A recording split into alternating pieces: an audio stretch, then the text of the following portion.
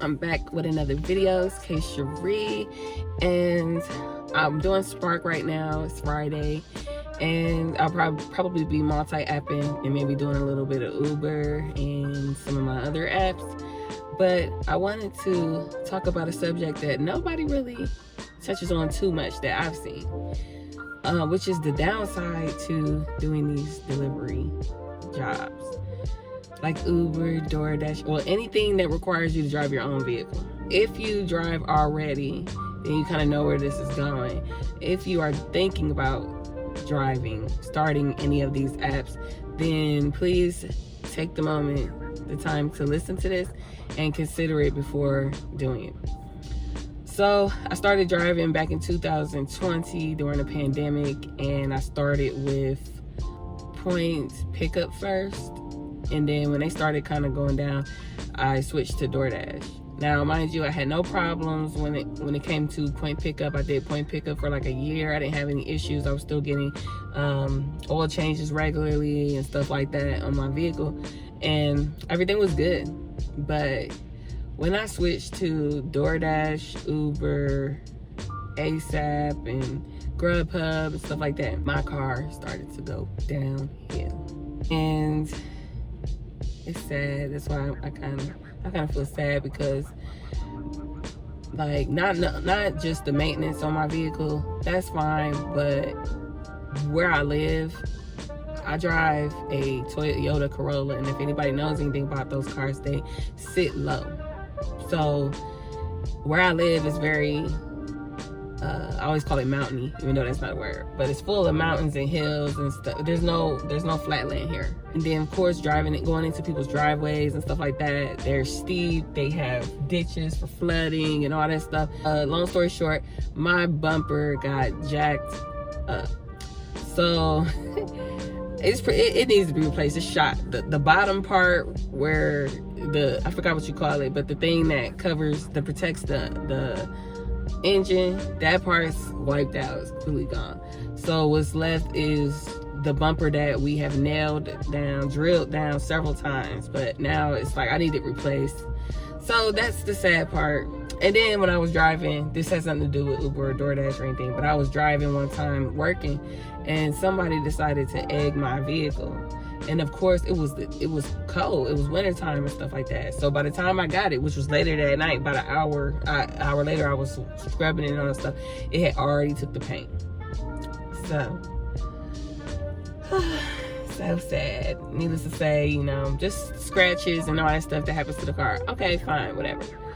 But one thing to understand is, like, doing that type of work does put a heavy amount of labor and abuse on your car, or wear and tear. I'm not gonna call it abuse, wear or tear on your car. Since I started doing DoorDash and Uber, I've gotten my alternator replaced, battery, probably about 10 oil changes, because I need oil changes so much quicker now doing this. This isn't in the past 6 months. Let's see. I had struts, shocks, or I don't know if they're the same thing or not. Alignments, multiple alignments. Had my brake pads replaced twice in the same year. All new rotors. I think that's it that I could think of that is like major. I think that's it. So that is something to consider, is the maintenance. Now, I'm saying to watch this video beforehand so I can give you some pointers of what I wish I would have did before, or right when I started doing this. If you decide you can handle the maintenance and you have a savings and stuff like that, by all means do this. If it's a side hustle, it's not your full time, and you don't drive all day every day, hey, do what you do. It's a good side hustle. But if you are someone like me who does this full time, I have my own businesses on the side, and I do this full time.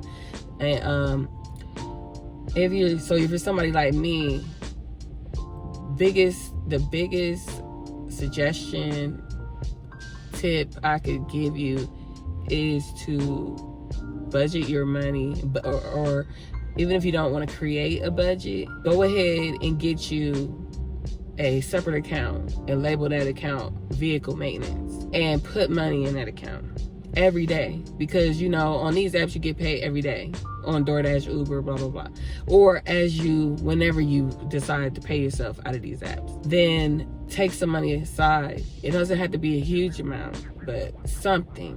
Let something we go hit in that account every time you get paid. I don't care if you got paid $50 for that day and you cashed out. Put $5 in there. Something, $2. Like, it doesn't matter. Just as long as you put something in there, it's gonna grow. And then when you have like bigger amounts that you get paid, put like $20 in there, $40 or whatever. You know what I'm saying? Don't go crazy, because it's just for, just in case. So a lot of people worry about the taxes portion of it and they put money aside for taxes, but they don't think about the maintenance part. Because what if this is your bread and butter? This is the way I make money. So if my car breaks down, I'm not making no money. So it's not like a desk job where your car breaks down, you can still catch a ride to work and make money until your car gets fixed. This is my business. This is my job right here. So I can tell you this, my alternator was going out, and it got so bad that I think God was like, it just felt like I needed to go get my car looked at. And they were telling me, like, you don't need to drive your car no more. Like, you need to drive it short distances, and you need this fixed now, because they said my alternator had split, and it was splitting all the way in half, and that was no good. And it was like, it would get to the point where I believe it said it would lock up on me or something like that. It cost me $600, which was good. I mean, I went to Toyota was going to charge me, I think it was like $1,000 or something, like whatever they was going to charge me. But I know a local mechanic, and he was able to fix it for a fraction of that. And so I was back running. He had me back running that same day. Matter of fact, not the same day that I went to Toyota, but the next day. I'm saying, as soon as I gave him my car, he did it right there, right then and there. We met. Matter of fact, we met at like Advanced Auto Parts or something like that. And he fixed my car right there in the parking lot. And then I was on my way. But the fact that I had money set aside, had exactly enough. But I thank God I even had that money. So I was able to put it together and keep it moving. But after that, I'm like, okay, let me start a savings account and start putting vehicle money into that.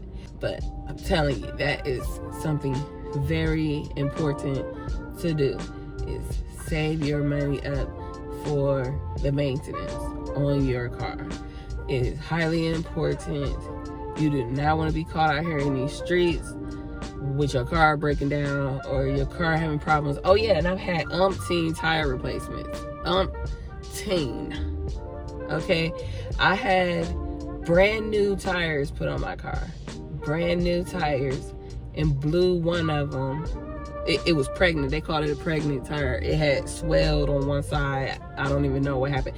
And it swelled on my way out of town. I was driving 9 hours on a swollen pregnant tire, and my car was shaking so bad.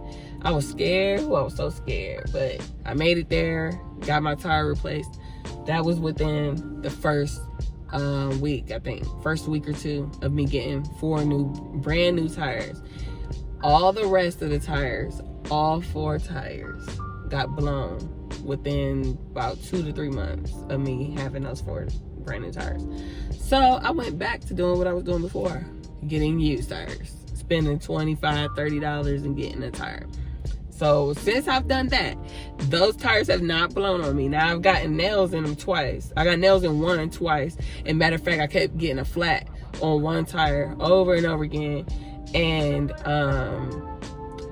so I asked them to move the tire because I kept getting that flat on that same side. So they moved the tire from the front to the back, and when they did that, I stopped getting the flat. And then finally one day, it did. I hit something. I hit a curb, and when I hit a curb, it was that same tire.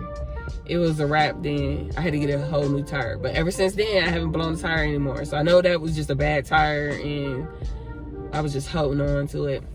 These are just the things that I've dealt with, you know, having done this job for so long, over a year. So just consider that before you start. And if you have started, I mean, you've been doing this and you don't have a dedicated account for your car, get that. Let me know in the comments what you guys do for your maintenance on your car. Have you had any issues driving? Any concerns concerning your maintenance? What do you do when your car has issues? How do you handle it? Let me know in the comments, and I'll see y'all in the next one.